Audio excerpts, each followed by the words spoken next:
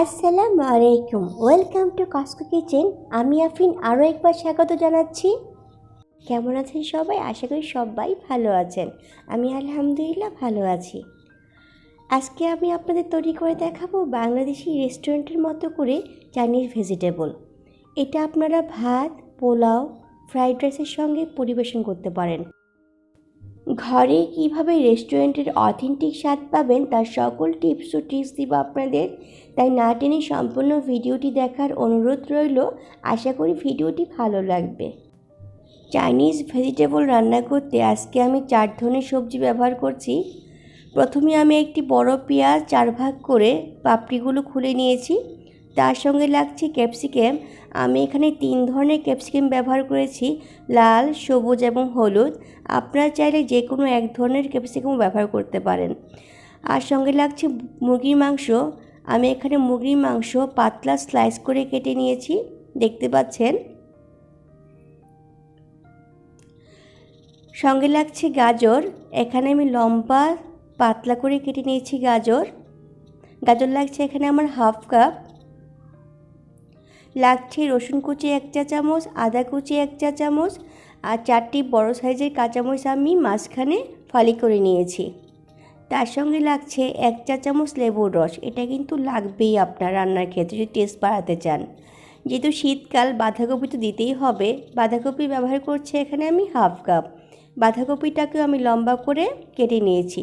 আর এই রান্নার প্রধান উপকরণ পেঁপেটা আমি এখানে পাতলা লম্বা স্লাইস করে কেটে নিয়েছি, দেখতে পাচ্ছেন কতটুকু পাতলা আমি করেছি। আর টেস্ট বাড়ানোর জন্য লাগছে টেস্টিং সল্ট, চিনি, গোলমরিচ। আমি এখানে হাইকো সয়া সস ব্যবহার করেছি 1 চা চামচ। আর সবশেষে লাগছে হলো আমার কর্নফ্লাওয়ার। এখানে আমি 2 টেবিল চামচ কর্নফ্লাওয়ার ব্যবহার করেছি। প্রথমে এখানে মুরগির মাংসটা আমি আদা রসুন বাটা হাফ চামচ, লবণ এবং সয়া সস দিয়ে আর সঙ্গে দিচ্ছি কর্নফ্লাওয়ার। এই কর্নফ্লাওয়ারটা এখানে ব্যবহার করতেই হবে, তাহলে মুরগির মাংসের ভিতরে খুবই সফট থাকবে, বাহিরে ড্রাই হবে না। এটা একটি টিপস আপনাদের জন্য। এখন আমি সবগুলো উপকরণ দিয়ে একসাথে মাখিয়ে 5 মিনিটের জন্য ম্যারিনেট করে রাখবো। চলে এলাম মূল রান্নায়। মিডিয়াম আঁচে একটি প্যান বসিয়ে তাতে প্রথমে দিয়ে দিচ্ছি 2 টেবিল চামচ সয়াবিন তেল। আপনারা চাইলে বাটার দিয়েও রান্নাটা করতে পারেন, অথবা বাটার ও তেল মিক্স করেও রান্নাটা করতে পারেন। প্রথমেই দিয়ে দিলাম 1 চা চামচ রসুন কুচি ও 1 চা চামচ আদা কুচি। আদা রসুন কুচিগুলো খুব লাল করে ভাজা যাবে না। এরকম কালার যখন আসবে তখন আপনারা ম্যারিনেট করে রাখা মুরগির মাংসগুলো দিয়ে 5 মিনিট ভেজে নেবেন।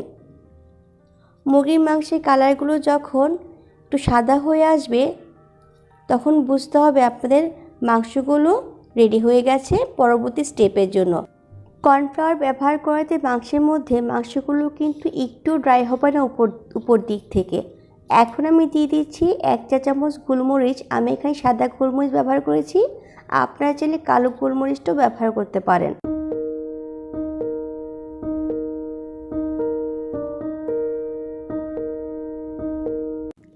এই পর্যায়ে আমি দিয়ে দিচ্ছি আগে থেকে ফালি করে রাখা পেঁয়াজ।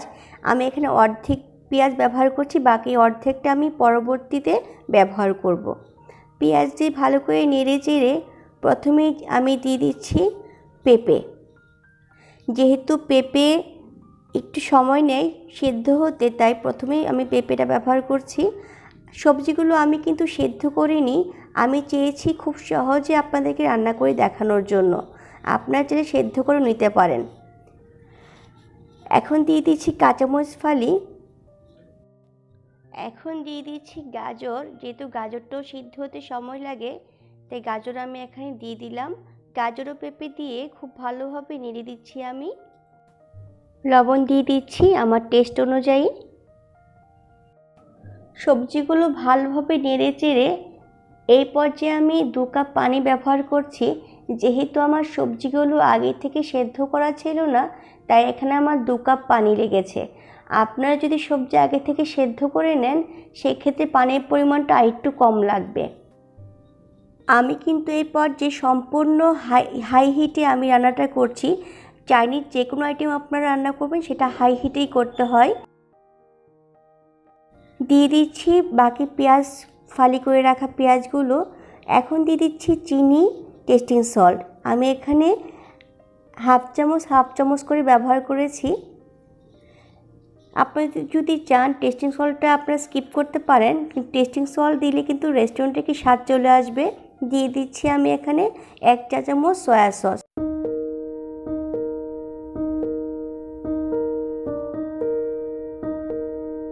এই পর্যায়ে আমি হাফ চামচেরও কম কর্নফ্লাওয়ার মিক্স করে দিয়ে দিলাম। এটা দেওয়াতে যেটা হচ্ছে আমার প্রত্যেকটা সবজির যে কালার, র কালারটা সেটা কিন্তু থেকে যাবে, একটু নষ্ট হবে না। এই পর্যায়ে আপনারা অবশ্যই কর্নফ্লাওয়ারটা ব্যবহার করবেন। এখন দিয়ে দিচ্ছি বাঁধাকপি হাফ কাপ, সঙ্গে দিয়ে দিচ্ছি 1 চা চামচের মতো লেমন জুস।